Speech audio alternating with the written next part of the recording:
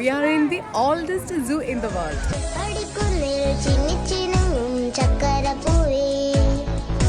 चल